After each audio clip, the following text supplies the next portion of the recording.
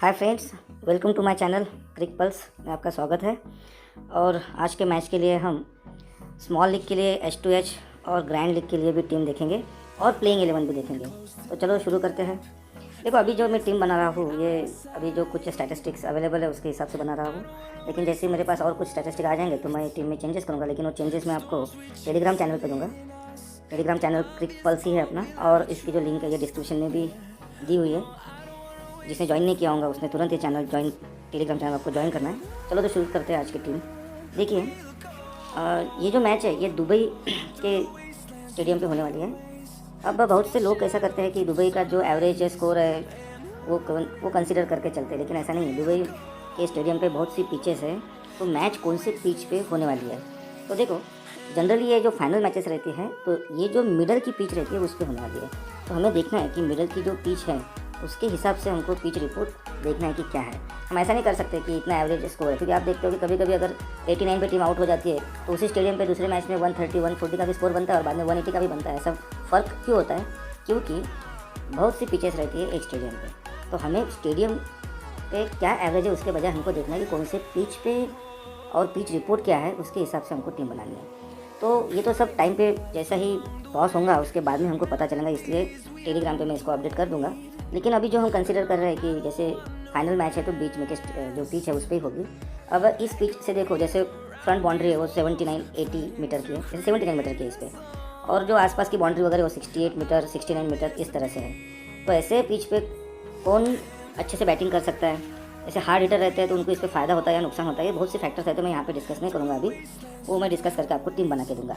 अब देखिए, जैसे दुबई इंटरनेशनल स्टेडियम का हम अगर इसके बारे में सोचते हैं तो जैसे लास्ट 12 मैचेस है, तो लास्ट 12 मैचेस में 9 मैचेस जो है वो चेसिंग वाली टीम है, यानी जिसने बॉलिंग ली थी उन्होंने विन की थी, और सिर्फ 3 जो मैचेस है वो पहले बैटिंग वाले टीम ने विन की थी। अब देखो, फिर से वही फैक्टर है, हम ऐसा नहीं, देखो 3 भी मैचेस अगर बैटिंग कर रहे हो फिर भी विन कर रहे हैं ना, तो ये फ़र्क वो पिच के जो उस टाइम का जो कंडीशन है उस पर डिपेंड रहती है। अब देखिए, जो दूसरा फैक्टर है, तो जो दो टीम के बीच में मैच हो रही है CSK और कोलकाता, तो ये दोनों टीम ने अपने ज़्यादातर मैचेस चेसिंग करके विन किए, ज़्यादातर मैचेस चेसिंग करके विन किए। यानी आप वैसे देखोगे तो 6 मैचेस CSK ने विन किए चेसिंग करते हुए, और KKR ने 5 मैचेस चेसिंग करते हुए विन किए। सभी मैचेस KKR ने अभी जो खेली है वो चेसिंग करके विन किए। अब देखिए, इसका मतलब अब दूसरा एक फैक्टर हम कंसिडर करते हैं कि जो लास्ट 2 मैचेस हो गए CSK और कोलकाता के बीच में, तो ये दोनों मैचेस में CSK ने विन किया है, और वो भी चेसिंग करते हुए। और देखो यहाँ पे फैक्टर क्या आ गया, चेसिंग और CSK ने विन किया। इसका मतलब अगर CSK टॉस विन करती है और वो अगर चेसिंग करती है तो उनका विनिंग चांसेस ज़्यादा बढ़ जाता है। अब और एक फैक्टर हम देखते हैं, जैसे ये सब फैक्टर्स आपको कंसिडर करके टीम बनानी पड़ती है। तो इंटरनेशनल मार्केट में जो अभी का रेट चल रहा है, तो उसमें CSK को ₹1 90 पैसे का रेट है, और जो KKR की टीम है उसको भी ₹1 90 पैसे का रेट है। इसका मतलब दोनों टीम को उन्होंने 50% विनिंग चांसेस दी है। तो ये फैक्टर भी हमको देखना है। लेकिन जैसे टॉस होता है तो ये सब रेट्स बदल जाएंगे, तो वो रेट्स भी मैं आपको टेलीग्राम पे दूंगा। उसके हिसाब से आप थोड़ा गेसिंग कर सकते हो कि कौन सी टीम विन करने जा रही है।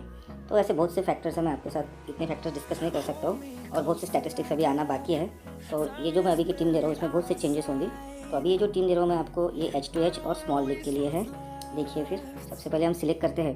देखो, धोनी और कार्तिक, तो हमको पता है अभी कि अभी धोनी का फॉर्म अच्छा चल रहा है, तो इस हिसाब से हमको धोनी को सिलेक्ट करना है, क्योंकि लास्ट 2 मैचेस में उन्होंने अच्छा परफॉर्मेंस किया है दोनों के कंपैरिजन में। और आपको पता है कि फाइनल मैचेस में धोनी अच्छा परफॉर्म करते ही है, और स्टंपिंग भी अच्छे से कर सकते हैं धोनी, तो उसके भी पॉइंट्स उनको मिलेंगे। भले कैचेस तो ज़्यादा आती नहीं है इस स्टेडियम पे, इस विकेट पे, लेकिन स्टंपिंग वगैरह उसके भी पॉइंट्स मिल सकते हैं। और बैटिंग में अभी अपर ऑर्डर पे आ रहे हैं धोनी, हम धोनी को सिलेक्ट करते हैं। बैटिंग के इसमें देखिए, तो बैटिंग के इसमें हम फाफ डु प्लेसिस, क्योंकि फाइनल मैच में फाफ डु प्लेसिस हरदम अच्छा परफॉर्मेंस करते हैं। ठीक है, ये फैक्टर को कंसीडर करते हुए हम फाफ डु प्लेसिस को ले रहे हैं। बाद में गायकवाड़ का बहुत बढ़िया फॉर्म चालू है, हर एक मैच में खेल रहे हो अच्छे से।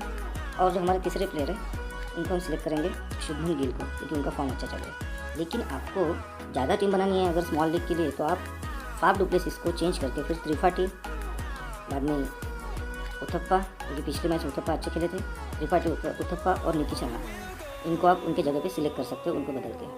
लेकिन आपको बैटिंग में सिर्फ 3 ही लोग सिलेक्ट करना है, क्योंकि ये जो दुबई का स्टेडियम है उसमें लो स्कोरिंग मैच होती है। ठीक है, जैसे कि मैं आपको इसका स्कोर भी बता देता हूँ। देखो ये जो मैच है, ये मैच में 137 से लेके 148 इसके बीच में स्कोर बनेगा जो पहली बैटिंग करेगा। देखो पिछली बार भी मैंने आपको जो स्कोर बताए थे उसके आसपास ही स्कोर बने थे, तो ये पिच पे ये स्कोरिंग रेंज रहेगी आज की, ऐसा लगता है।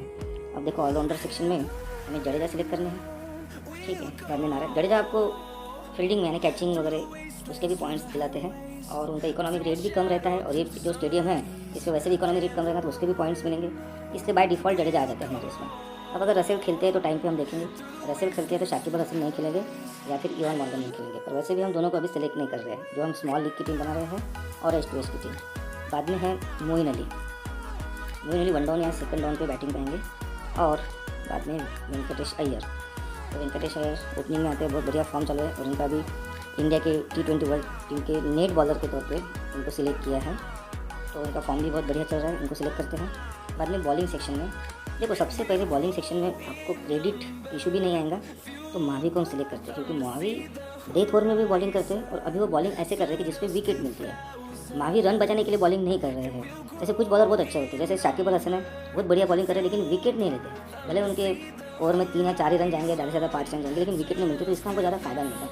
लेकिन मावी ऐसे बॉलर है कि उनको मारा जाते हैं, तो ये जो पिचेस है, अब ये बड़ी पिचेस है, मैंने आपको पहले बताया जैसे 79 मीटर की बाउंड्री है, तो ऐसे पिचेस पे मावी को बाउंड्री पे कैचेस जाके उनको विकेट्स मिलती हैं। तो हमारा डिफ़ॉल्ट रहेगा सभी टीम में हम एस मावी को सिलेक्ट कर रहे हैं। बाद में शार्दुल ठाकुर और फर्ग्यूसन डेथ ओवर में भी बॉलिंग करते हैं, बहुत बढ़िया बॉलिंग कर रहे हैं, तो इसमें हम फर्ग्यूसन को। अब देखिए हमारा टोटल क्रेडिट 0 बचा है पूरा ये।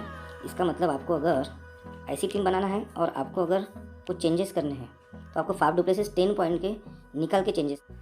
तो अपनी टीम अभी इस तरह से दिख रही है, और अभी कैप्टन और वाइस कैप्टन के लिए देखो, आपको वी अय्यर को वाइस कैप्टन आप ज़्यादा से ज़्यादा मैच में ले सकते हो।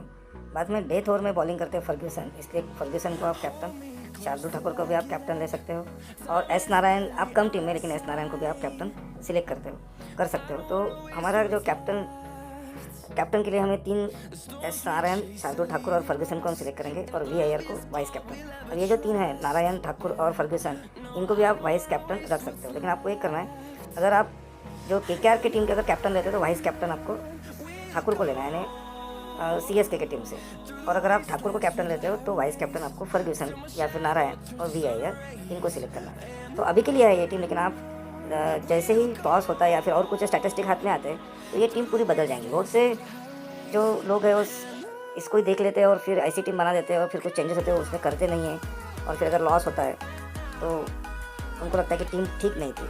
लेकिन मैं अभी भी बोल रहा हूँ कि ये जो टीम है ये अभी के जो स्टैटिस्टिक्स है उसके हिसाब से, लेकिन ये फाइनल टीम नहीं है। फाइनल टीम टेलीग्राम पे जैसे ही टॉस होता है उसके 10 मिनट के बाद आएंगे। तो गाइस अब देखते हैं हम प्लेइंग 11 ये दोनों टीम का।